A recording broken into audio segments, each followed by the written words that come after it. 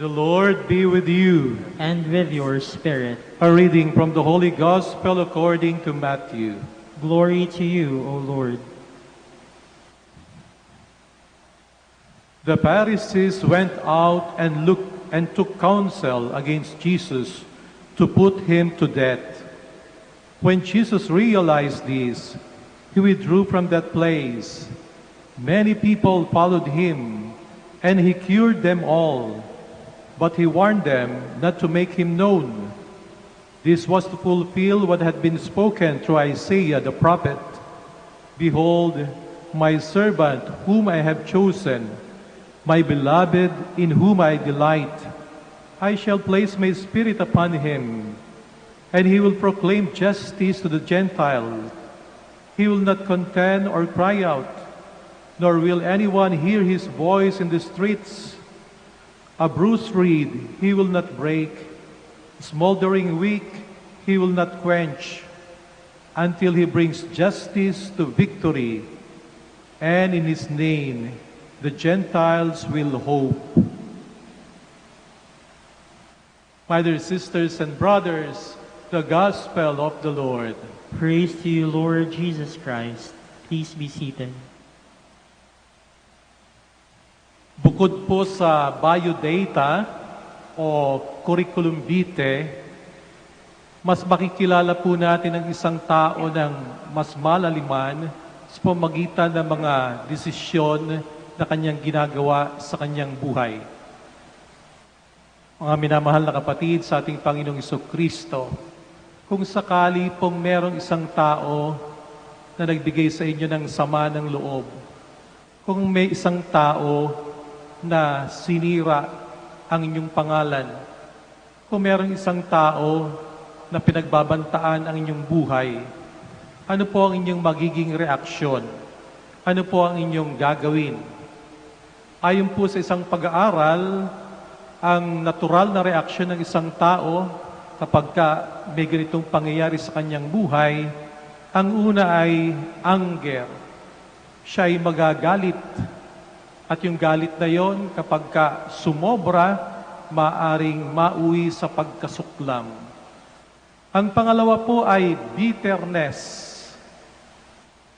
Maaring sumama talaga ang iyong loob, lalo na kung may naninira sa iyong mabuting pangalan. Ang pangatlo ay shock.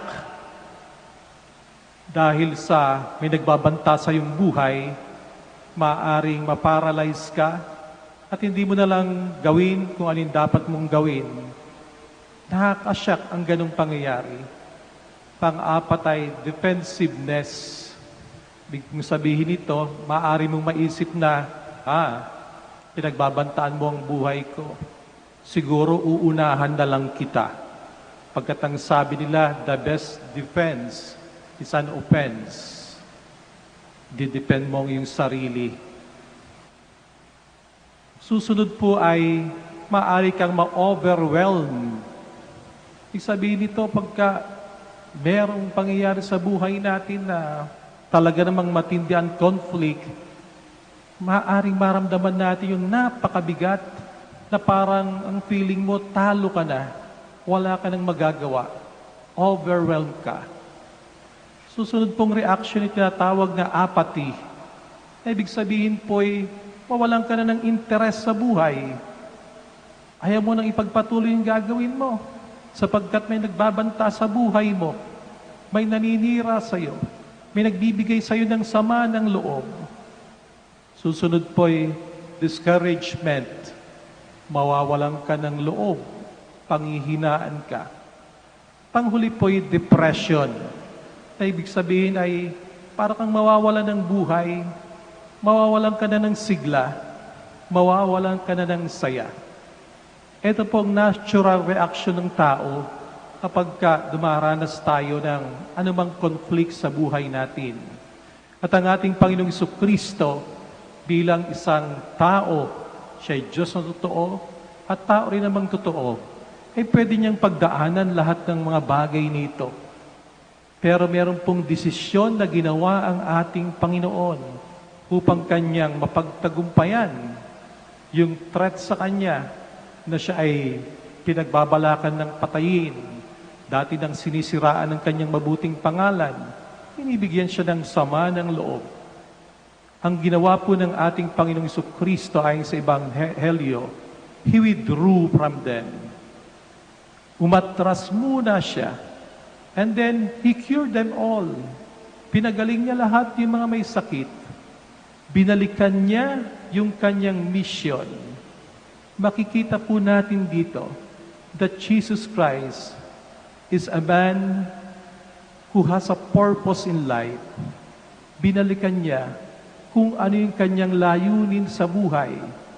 Matatandaan po natin na sa simula ng ministry ng ating Panginoong Jesucristo, pumasok siya sa templo, binuksan niya ang aklat, at ang kanyang nabasa ay yung sulat ni Propeta Isaias, na kung saan sinasabi ni Propeta Isaias na ako'y naparito upang ipahayag ang mabuting balita sa mga may hirap, pagalingin ang mga may sakit, palayain ang mga bihag, at iproklama ang araw ng Panginoon o ang paghahari ng Diyos. Ang sabi po ng aming kapatid na theologian, si Father Albert Nolan, ang tawag dito ay ang vision mission ng ating Panginoong Jesucristo. Makikita po natin na si Jesus ay oriented sa kanyang mission. Oriented siya sa kanyang purpose. Binalikan niya kung ano yung kanyang dating ginagawa, ang magbigay ng buhay. Isang French philosopher, si Marcel Gabriel, ang nagsabi po ng ganito, "To say I love you is to say you will not die."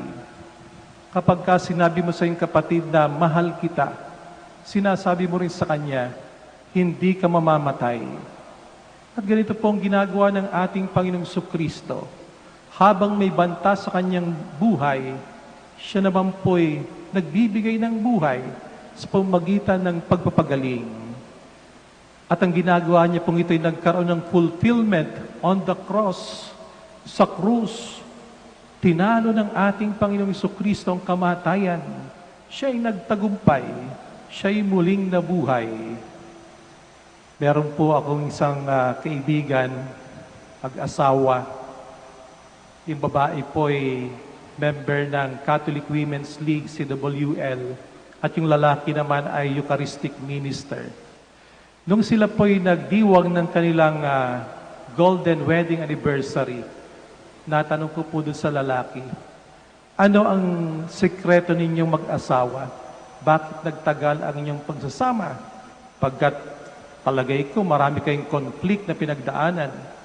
Sabi po ng lalaki, ganito lang naman yung father. Kapag ka si Mrs. ay galit na galit, salita ng salita, ginagawa ko lang po lagi, ako'y tumatahimik. Hindi ako nagsasalita. Nagwi-withdraw ko. Hindi ko siya sinasabayan. Mapapagod din po yan ang kakasalita. At pagkatapos pagtahimik na kami, bumabalik sa aming alaala yung aming original purpose. Bakit ko ba siya pinakasalan? Ano bang kahulugan? Bakit siya ang kasama ko hanggang ngayon? Bumabalik po sa aming alaala yung aming original feelings. Yung unang linggo nang kami kasalin, unang buwan, yung unang taon, kapag kami tumahimik na, bumabalik po muli yun sa aming alaala at aming naiisip na mas malaki ang dahilan kung bakit kami nagsasama kaysa sa aming conflict, kaysa sa aming pinag-aawayan. Meron pong isang madre na minsan nagsabi sa akin, "Father, gusto ko na pong lumabas ng kumbento kasi lagi po akong may conflict sa aking superior. Di po kami magkasundo." Sabi ko lang doon sa madre, "Sister, ano bang dahilan? Bakit ka pumasok sa kumbento? Balikan mo ang dahilan kung bakit ka nandiriyan." Tang sabi niya, "Oo nga no, pumasok ako sa kumbento para kay Kristo, para sa aking bukasyon, hindi para sa aking superior." Sa awa po ng Diyos, hanggang ngayon nandiriyan pa rin siya. Yung superior din po, nandiriyan pa rin naman. Ano? Maaring patuloy ang conflict sa kanilang buhay, subalit alam nila kung anong kanilang purpose. Sa bandang huli, hinarap din po ng ating Panginoong Kristo yung conflict na ito. Nagkaroon din ng confrontation. Maalaala po natin sa hardin ng Getsemani, bago ialay ng Panginoong Diyos ang kanyang buhay, meron po siyang isang bagay na ginawa. Magdamag po siyang nagdarasal. Jesus Christ made a massive effort to be intimate with God habang yung kanyang mga alagad natutulog. Ang ginawa ng ating Panginoong Kristo, mas pinalalim pa niya yung kanyang ugnayan sa Diyos Ama. Siya dapat na hindi na kailangan na magdasal, nagdarasal. Yung mga alagad na kailangan dapat na magdasal, hindi nagdarasal. He made a massive effort to be intimate with the Father.